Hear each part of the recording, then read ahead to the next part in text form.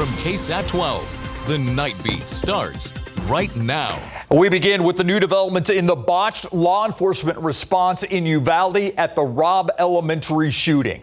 ABC News reports that former Uvalde School District Police Chief Pete Arredondo has been indicted by a grand jury in Uvalde. The Uvalde Leader News, the newspaper there, also reports former District Officer Adrian Gonzalez has also been indicted. 19 children, 2 teachers killed at Robb Elementary on May 24th, 2022. A recent report from the Department of Justice cited the lack of urgency by law enforcement officers on that day. You may remember this video, security video from inside the school that shows law enforcement officers in the hallway. You might remember it was 77 minutes before they attempted to enter the classroom. Chief Arredondo fired in August of that same year. According to the Uvalde Leader News, Gonzalez resigned from the Uvalde School District Police Force last year.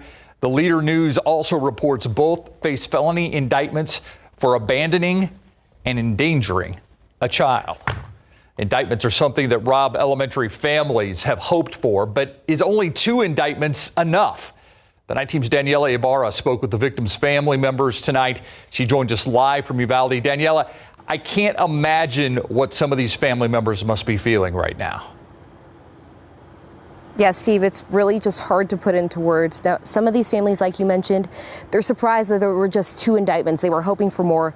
Others say this is a start to accountability, and that starts with Pete Arredondo spending just a couple hours here at the Uvalde County Jail. Now, for those of you who need a refresher, Pete Arredondo was the Uvalde CISD police chief. He was in the hallway at Robb Elementary on May 24th. He's been scrutinized for how he handled the shooting that left 19 kids and 2 teachers dead. Arredondo was fired, but has defended his actions. Now, as for Adrian Gonzalez, he also responded to Robb Elementary that day. He was sworn in at a Uvalde CISD board meeting in 2021 by Arredondo. The Uvalde Leader News reports that he resigned last year. Now, Jesse Grillo's niece, Jackie Cáceres, died in the shooting. He says he wants justice, starting with these 2 men. I would hope that they take the high road and that they take the accountability and that they're honest and truthful, and that's the only thing that's going to bring healing to the families and to the community. What message do you think these indictments send? I think it's a really strong message, not just to the community of Uvalde, but any law enforcement officer, that you cannot hide behind immunity, that there's something called consequences, that there's something accountability. Now, there's a few things that we're working on getting for you. First of all, copies of that indictment. We're also hoping to hear from Uvalde County District Attorney Christina Mitchell. ABC News is reporting, though, that the families are set to meet with her tomorrow to talk about next steps. We're also waiting for that booking photo of Pete Arredondo because he was at the jail earlier today and he's since bonded out. And Steve, this is something that really came as a surprise to Jesse. Yeah, I imagine the magnitude of this moment dawning on so many of these families. Thank you, Daniela. Other families sounding off tonight, as a matter of fact, following the news of the indictments. Brett Cross, the guardian of Uzziah Garcia, who died in the shooting, told ABC News in part, quote, "I'm shocked, but at the same time, it's still upsetting because there are 376 officers there, but only 2 are being tried," end quote. Javier Cáceres, the father of Jackie Cáceres, who was also killed in that shooting, told ABC News, quote, "It's something we were hoping for more, but they are going to finally bring someone to justice. But we feel there should be more facing charges," end quote. Tonight, the Uvalde CISD releasing a statement saying in part, quote, "As with the rest of the Uvalde community, we have only just learned about the grand jury decision regarding 2 indictments being issued. We have no information separate from what is being reported by the media," end quote. And of course, we're going to stay on top of it. We also want to hear from you. Should more officers have been charged in the Robb Elementary School shooting? Yes or no? You can vote in our poll at ksat.com/poll, or you can scan the QR code that you see on your screen right now. It'll take you right to the place to vote. We'll share the results tomorrow on GMSA, along with more reactions on today's indictments. These people spent their last minutes in a hot, confined truck with no air, no light, clutching onto these prayer cards. The memories of San Antonio's former fire chief of a tragedy that shocked San Antonio, South Texas, and the country 2 years ago today. More than 60 migrants found in an abandoned tractor trailer on June 27, 2022. 53 of them did not survive. Charles Hood, one of the first on the scene of that tragic case of inhumanity. It was deemed the worst human smuggling tragedy in recent history. The migrants trapped inside that tractor trailer on a hot summer day, not unlike today, with no water, no air conditioning, no way out. Crosses were placed near where that trailer was found on Kintana Road. They have served as a way to remember the lives lost that day. Now a permanent memorial will stand there. 53 limestone blocks represent the 53 lives lost. The city is still working on finalizing that memorial, but it's important to remember the impact this event had on those who were first on the scene, like Chief Hood. The night team's Avery Everett sat down with a doctor who pronounced 42 of those victims dead that day. He says what he saw stays with him, and the city's response to these crisis situations has changed because of it. Had you faced anything like the Kintana Road tragedy before 2 years ago? No, and I hope we never have to again. Haunting memories and heavy feelings. That's how Dr. Brian Everett remembers June 27th of 2022. It's terrible. It's inhumane, and I hope it never happens again. Everett was among the first responders called the Kintana Road, where more than 60 migrants were found in a tractor trailer. 53 of them died. It stays with you. Multiple San Antonio city agencies responded to the scene. Every time we come out here, District 4 Councilwoman Adriana Rocha Garcia says what so many saw that night still is felt on this 2-year mark. they really are the ones that see everything firsthand, and this is a lot to process for our first responders. She says the city has built a system to check on its own. Her district is also constructing a memorial to give the community a chance to grieve. It's also a place that has led to a medical transformation. Our treatment of heat stroke has completely changed. Our regional trauma systems, our EMS systems have all come together and are now taking a proactive approach to the public safety aspect of this. 2 years later, 53 lives are lost, but first responders say they will never be forgotten. Avery Everett, KSAT 12 News. Did you watch tonight? The first presidential debate in the 2024 presidential election is in the books. It could be a pivotal moment leading up to election night. The rules a little different in this debate. No studio audience tonight in Atlanta. The candidates' microphones switched off by CNN while the other was speaking. There's several hot button topics this election season, one of them being abortion and reproductive rights. It comes after the overturned Roe v. Wade Supreme Court decision. Former President Trump and President Biden trading jabs on that subject. He's willing to, as we say, rip the baby out of the womb in the 9th month and kill the baby. Nobody wants that to happen, Democrat or Republican. Nobody wants it to happen. That is simply not true. The Roe v. Wade does not provide for that. That's not the circumstance. Only if a woman's life is in danger, she's going to die. Another huge topic that's going to play a role in the 2024 election, immigration. President Joe Biden and former President Trump discussing our southern border tonight as well. When he was president, he was separating babies from their mothers, putting them in cages, making sure the families were separated. That's not the right way to go. We had the safest border in history. Now we have the worst border in history. There's never been anything like it. And people are dying all over the place. That's just a portion of tonight's debate. We have more for you posted right now on KSAT.com.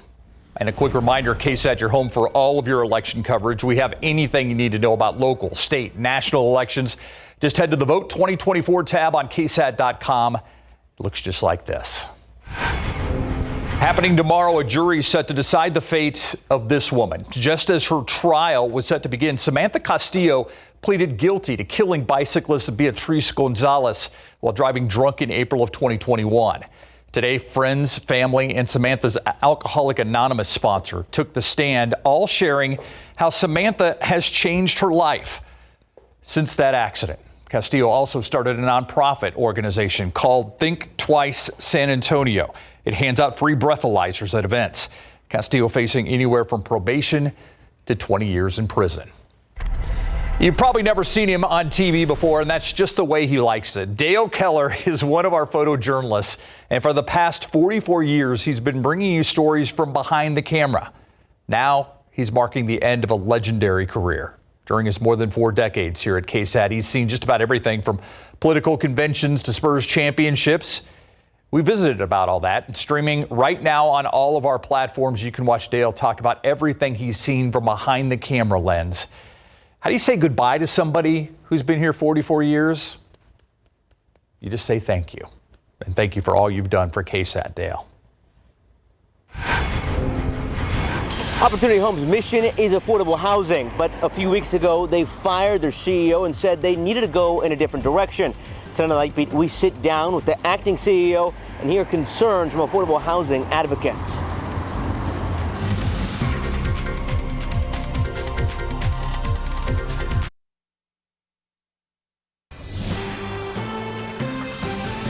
Are you looking for work? Boeing hosting a hiring event for mechanics this weekend. It's happening on Saturday at the Boeing Center at Techport. It's running from 10 in the morning until 2 in the afternoon that day. The aerospace company looking for mechanics to support a number of programs. You can apply for any of the open roles before you go. We have a link to do that on KSAT.com. It is a struggle at the top of a city agency. Opportunity Home San Antonio's goal is to provide affordable housing. But as of June 12th, its Board of Commissioners decided CEO Ed Hinojosa was no longer the man for the job, saying, quote, a need for fresh leadership to propel the organization into a new direction, end quote. An interim CEO is in place, but as the Night Team's John Paul Barajas explains, advocates are still calling for Hinojosa's reinstatement. They made a mistake. We are very disappointed in them. Kayla Miranda's concerned with Opportunity Home San Antonio's Board of Commissioners and their decision to fire CEO Ed Hinojosa.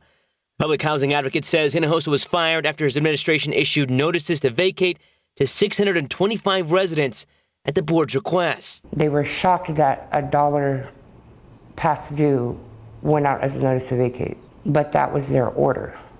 They specifically ordered anyone owing 13 months or more gets a notice to vacate. Housing Authority commissioners were surprised by how little some of the past due amounts were. However, the Housing Authority's official statement also says, in part, quote, it was Mr. Hinojosa's sole decision to not collect rent, which led to some tenants accumulating nearly $30,000 in past due rents, which put them at risk of evictions. Adding the board had to intervene into operations with the notices to vacate since Mr. Hinojosa was not exercising leadership to manage operations, end quote. Hinojosa was replaced immediately with interim CEO Michael Reyes. My first directive the next morning was to rescind those notices to vacate and protect as many households as we can. Will there be evictions? Will there be folks who go through the process? Unfortunately, there will be. But this directive protected 80% of those households. Reyes says collecting delinquent rent is necessary post-pandemic as Opportunity Home faces an $18 million deficit. So the rescinding of the notices to vacate means that everyone's going to be automatically placed in a repayment agreement. And what we're going to ensure is that those with high balances, that repayment, monthly repayment, is not going to exceed 40% of income to make sure it's sustainable. Reyes tells us he's looking for ways to cut unnecessary expenses as well as how to improve future housing opportunities. Let's build housing communities along our transportation hubs. VIA is launching a green line. It so happens that Opportunity Home has several properties along that line, so people have access to jobs, access to healthcare, access to employment. For Miranda, she still has her reservations. Words mean nothing to me without action. I see what someone does, not what they say. And only time can tell if Michael will be a good CEO. We still want Ed reinstated. John Paul Barajas, KSAT 12 News. To go outside right now and check out the weather situation. The fact we piled on another 100-degree days today, Adam. We did. That marks 8 now. 8 100-degree days so far this year. And we'll be pretty close to it, probably a degree or two shy in the days ahead. But that all depends on just how long those morning clouds stick around. I want to start with what you're going to notice as we get into the weekend. We already have a little subtle amount of African dust in the air, the Saharan air layer. And it's going to be overhead Friday into Saturday in light amounts. But more dense concentration will be out in the Gulf of Mexico on Saturday, and that's going to move onshore overhead by Sunday. So by Sunday, that's when I think you'll mostly notice the African dust back in our sky, extra haze in the air, and more vibrant sunrises and sunsets. Only those with extremely sensitive respiratory systems could have any other effects from it. It's going to stick around for a while. It's that time of year. Upper level high, Big Blue H over North Texas right now. That's going to be shifting eastward, helping to steer some of that dust our way into our neck of the woods. It's also going to block some tropical moisture to the south. We're watching this broad area of unorganized thunderstorms in the Caribbean right now. This is moving westward with the slightest chance of more organization. It's mainly just going to be a bunch of thunderstorms in a wide area, moving over the Yucatan Peninsula into the southern Gulf of Mexico for Friday into Saturday. And then we hope for these systems to come right into our backyard and give us some rain, just like what we had last week when we lucked out.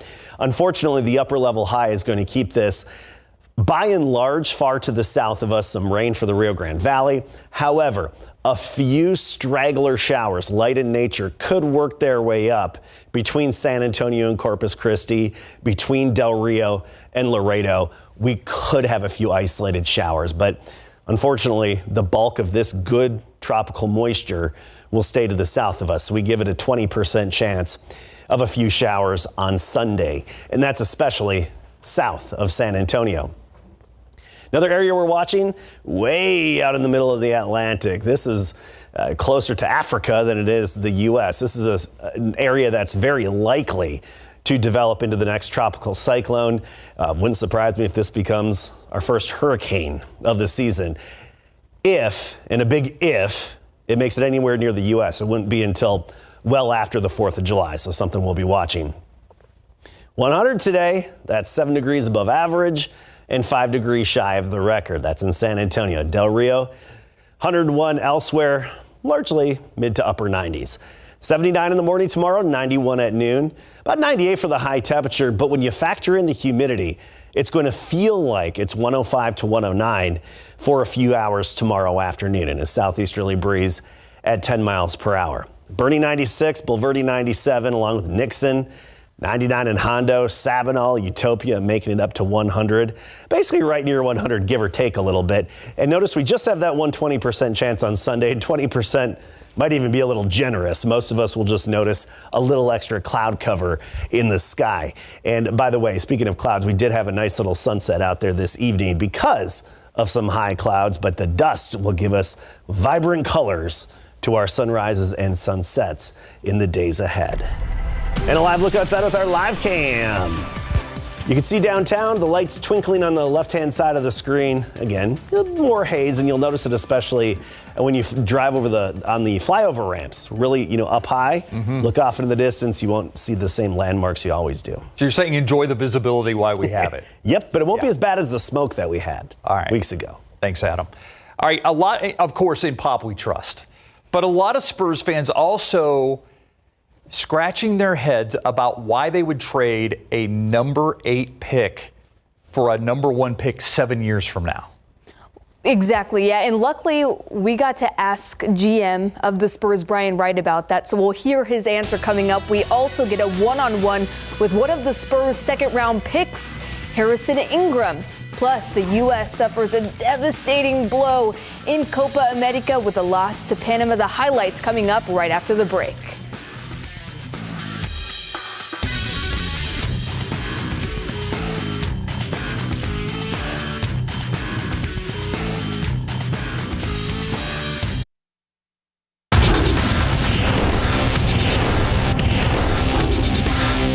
Send him off here, John. Yep, it's red. There you go. It's taking away the yellow, giving a red card. Playing nearly the entire game man down, the U.S. suffers a stunning loss to Panama at the Copa America in big board sports.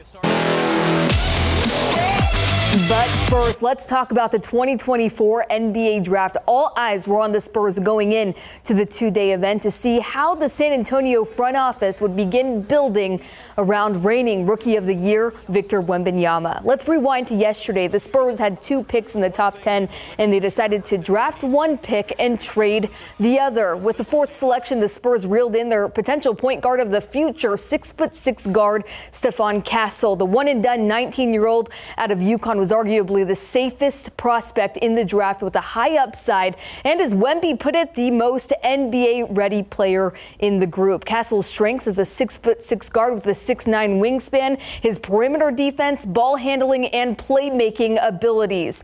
As for the 8th pick that San Antonio traded away, sending shooter Rob Dillingham to the Timberwolves, here's Spurs general manager Brian Wright's answer on if the controversial trade indicates a bigger move coming up in free agency.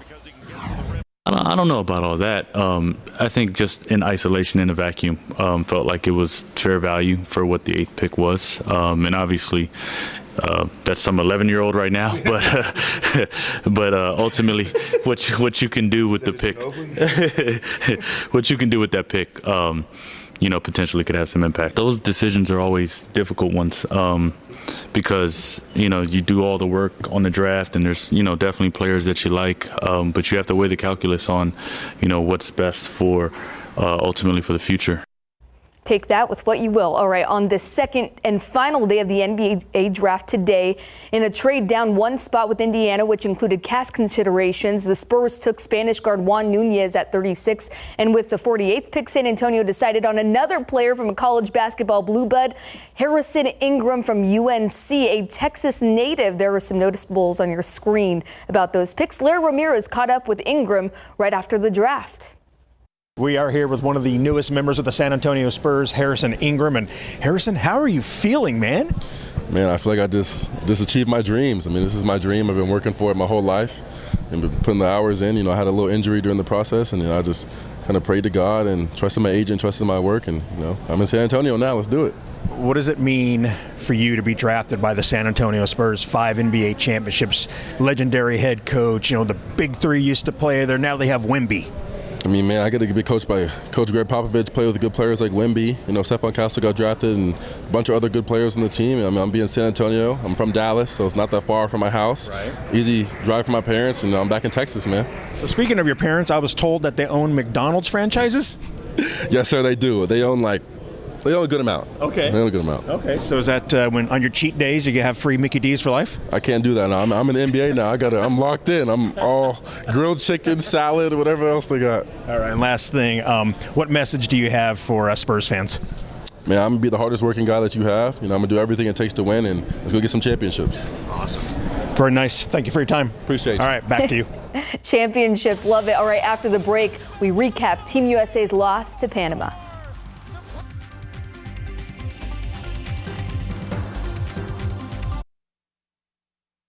Welcome back. The U.S. men's national team taking on Panama, hoping to advance to the knockout stage with a win. Let's go to the 15th minute. Watch Tim Weah on the right side of your screen. Weah getting physical, and that push right there will turn out to be very costly for the U.S. as Weah receives a red card. Fast forward to the 21st minute, U.S. playing a mound down when Florin Balogun strikes from long distance to give the U.S. the lead. But not long after, Panama ties it, and hometown boos start kicking in at Mercedes-Benz Stadium in Atlanta. Late in the match, new goalie in, and Panama hammers home a devastating goal from close range. Christian Pulisic would get a free kick opportunity minutes later, but it doesn't go, and the U.S. falls 2-1. The Americans will have one final chance Monday to advance against Uruguay, and that will be a very stressful game, a must-win.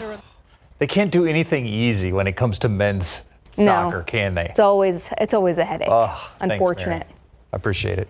We'll be right back.